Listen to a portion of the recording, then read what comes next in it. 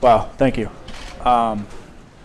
Good afternoon, everybody. I really appreciate you guys coming. It means a lot to me to see all your faces. I kind of wanted to switch it up a little bit and tell you more in detail why I opposed this program and what I did. The thing we need to understand about drone warfare is that it's really not just the platform itself. It's a network of equipment, machines placed all over the world, and different people doing different roles for that mission to go forth. I think there's an estimate that said there was about 187 people that were responsible for making this drone program work every time they go out. The thing that bothered me the most was this thing I would call diffusion of responsibility. It's a social psychology word, but it kind of describes the compartmentalization of all the different roles in this program so that people have a lesser feeling of responsibility for ultimately killing people on the ground. I think in systems like this, bad things can happen. We've seen before that leadership does fudge numbers. They tell people to exaggerate certain things so that it looks like no civilians were killed. We're technically considering a military-age male 16 years old, but in reality, it can go as far as 12. Like a 12-year-old boy. I mean, I'm remembering myself at 12 years old, and just to think that, you know, there would be a power out there that would consider me a hostile force. You're still very impressionable, and you can be redirected. One thing that really outraged me was the killing of Anwar Awaki and Abdullah Rahman, his son. He was only 16 years old, and he was just there trying to find his father. Yet, 2 weeks after Anwar was killed, they killed him, and their justification for it was he just had the wrong dad.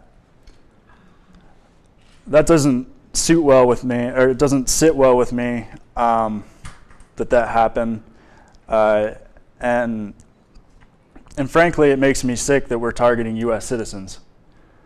I don't care if you're of Arab descent. The United States isn't, it's not meant to be a Christian nation. It's meant to be a secular nation that is deist at most, not Christian.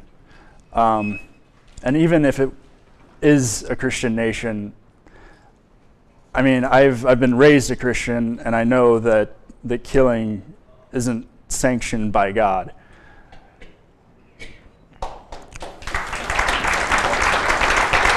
For any reason. I mean, a good Christian would,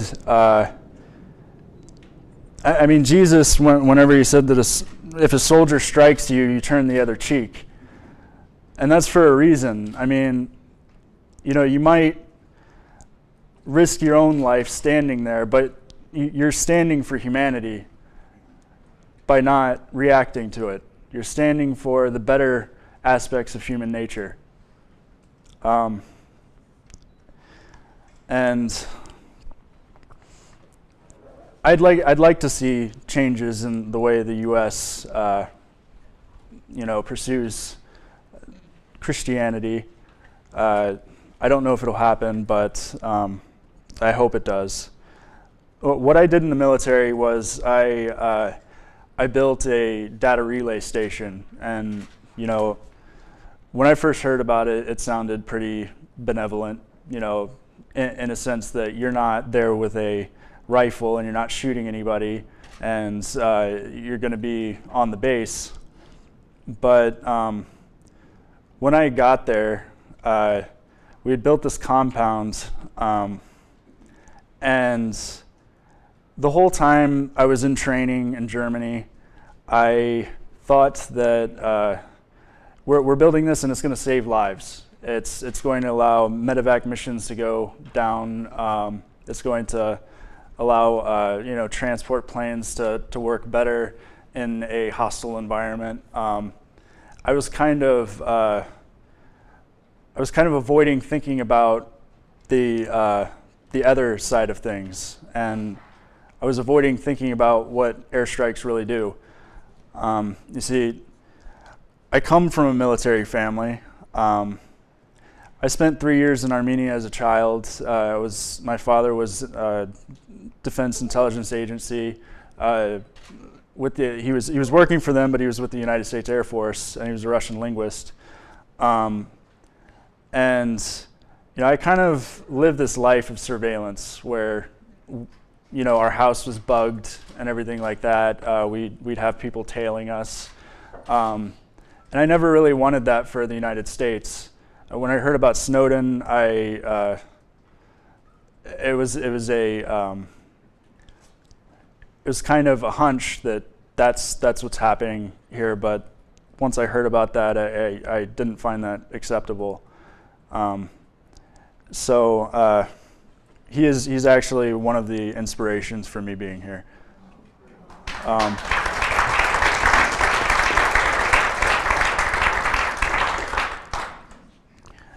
So during 9/11, my father was stationed in Kuwait, and he was working at the operations center. He was doing logistics, and when it happened, they had him order all the missile parts that eventually were being used to bomb Afghanistan. And when he came home, I asked him, you know, just like stupid question, you know, what kids do, you know, did you kill anybody? What were you doing over there? And he was just like, well, I didn't kill anybody personally, but I ordered all the parts for the bombing of Afghanistan, and I watched it on the television screens, and I saw the officers there hooting and hollering whenever they killed somebody, and he said that they were pretty indiscriminate. They were targeting anybody who was wearing white, and it had even gotten so far as to somebody managed to gain the reputation of the sheep killer because he bombed the whole flock of sheep. If that tells you anything about how indiscriminate it was, that was it. So when I went to Afghanistan and I built this system, you know, part of my duty was to do guard shift, and I stood out there at the gate, and I would see these two little kids every single day. They would go by with their father and their flock of sheep, and because that's where the water was running, and they would beg for water every time they went by, but we weren't allowed to give it to them. And I always felt really horrible about that because I know where they're coming from. I mean, in Armenia in 1997, there were people freezing in the countryside. Every time we went onto a village, we'd see a funeral going on. In a therapy session just recently, I kind of remembered something that happened that I blocked out because I didn't understand it. But there was a bridge that was called Victory Bridge, but it was nicknamed Suicide Bridge. And I was skating over by the bridge one day, and I watched a lady take her kids and throw them off, and she jumped off herself. I didn't know how to process that. So I've always had just an innate need to protect children. One day, a rocket landed about 100 feet away from me. I heard the shrapnel bounce off the back wall, and it hit my pant leg. And I think that was my oh shit moment. Like, I realized that we're killing people, and they're trying to kill us. And I think everybody who deploys has that moment. And I thought about those kids having to live in those just total poverty. You know, their houses don't have light bulbs, and they're just surrounded by this like militarized game of war, and they're being brought up in that, and that causes lasting damage. I think it's even scientifically proven. They came out with a study just recently about how war affects people's brains, especially in child development. So I realized that the system I was building was responsible for bombing people all over Afghanistan, at least 240,000 square miles of it.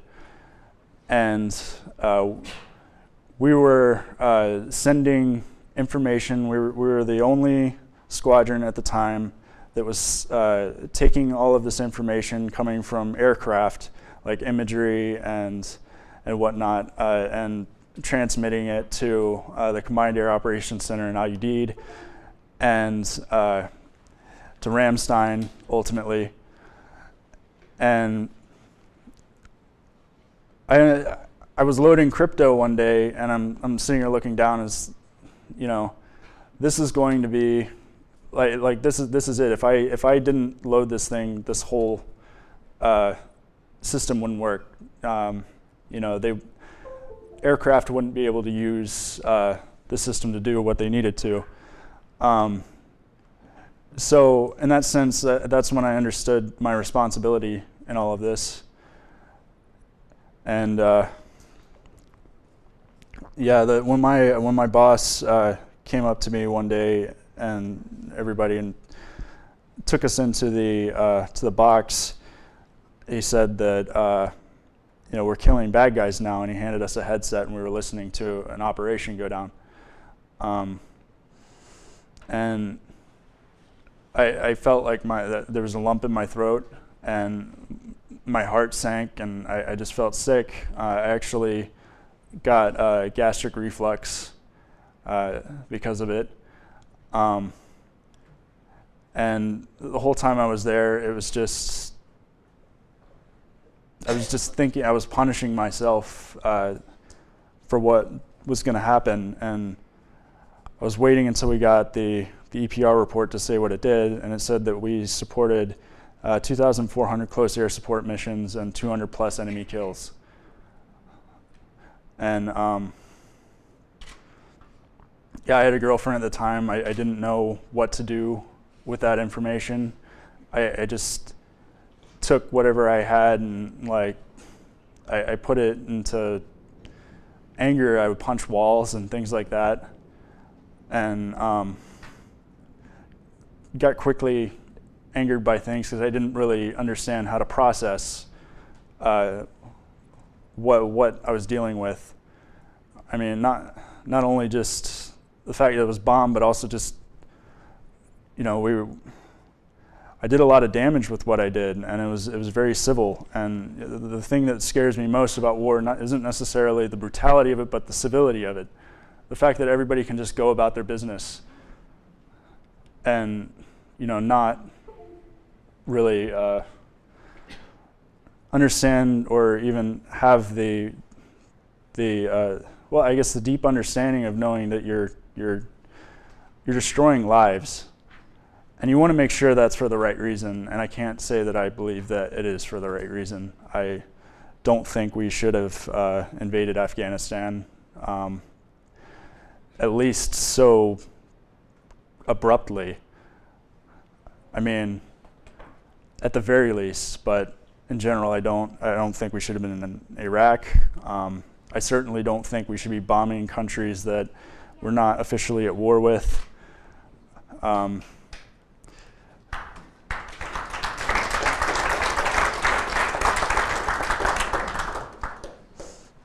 And I don't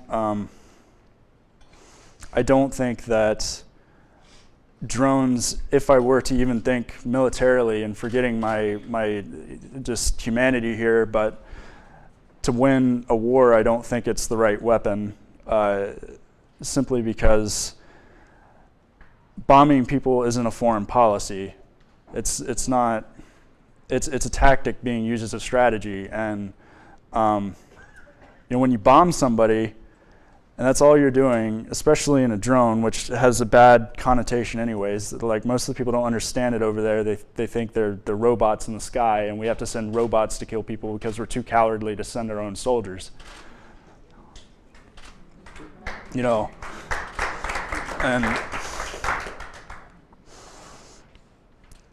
And they control the narrative on the ground. Whoever it is that we're fighting, they get to say what that was. We don't have anybody there. We don't have psyops there, like delivering a message or anything like that.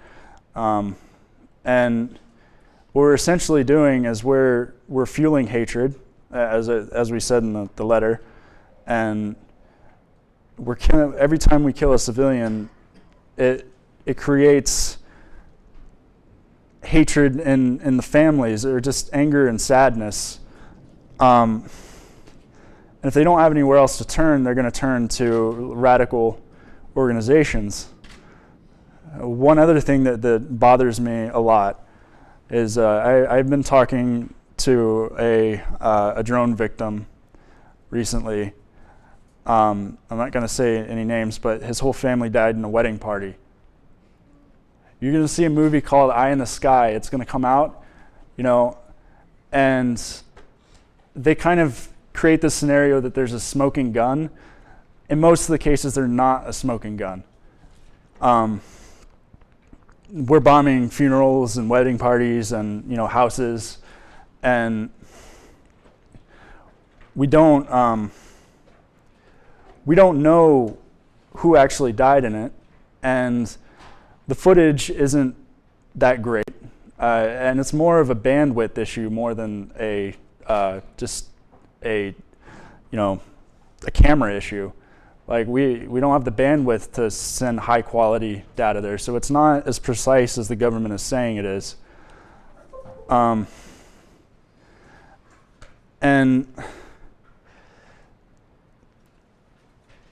it's I just lost my train of thought, but ultimately, I'm up here because I'm up here for those kids that I helped kill. I asked my leadership for the civilian casualty reports after we got the EPR, and he wouldn't give it to me. And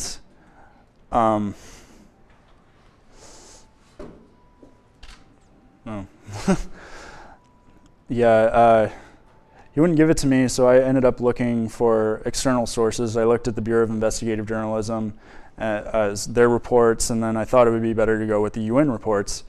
So there's this report called the UNANIMA report. It's the UN Assistance Mission to Afghanistan, and they report on civilian casualties every year, including airstrikes and the type of airstrike. And for the year of 2009, I found that my system, given the area that we were responsible for, we killed 359 civilians. And I just built a system, and that's all I did. And you think about how benign that sounds, just being a technician, but when you realize it's you that is the vital link there. If you don't do your job, that thing doesn't work for a few hours, at least. but it's you that's doing it. It's you that's deciding to load that crypto every day. It's you that's making this whole communication system work.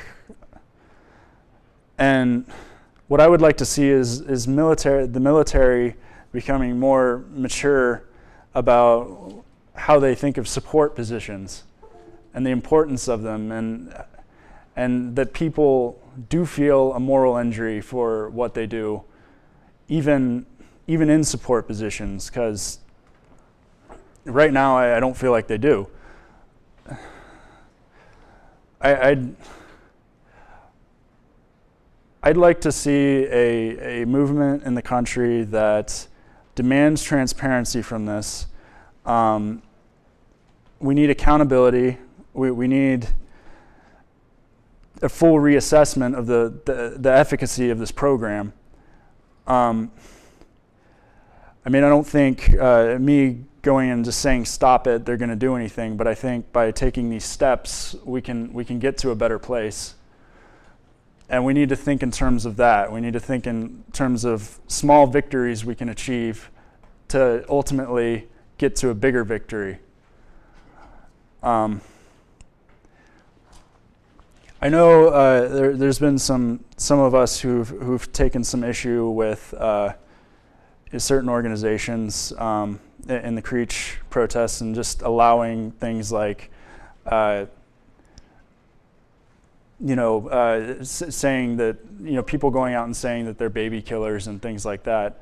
One thing I would like people to consider is that, these are people, they feel stuck. The people who feel bad about it feel stuck. And the commanders are telling the people in their squadrons not to associate with any of the protesters, and not to accept anything from them. So I think actions that are that brash they're kind of counterproductive in a way.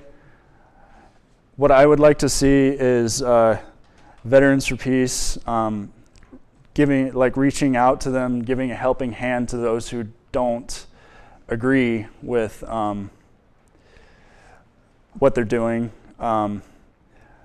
And I think there has been some changes this particular protest, and we'll see how it goes, that we can get behind. But I want you guys to know that I really appreciate everything you've been doing, despite a few tactical and strategic things. And I would like to see more dialogue between different organizations for common causes. And let's get rid of our egos, and let's just try and push forward, and let's actually get some change going here. I can't tell you how much it means to me that you guys are here, and I'll stop talking because I'm sure I'm over my time, but thank you.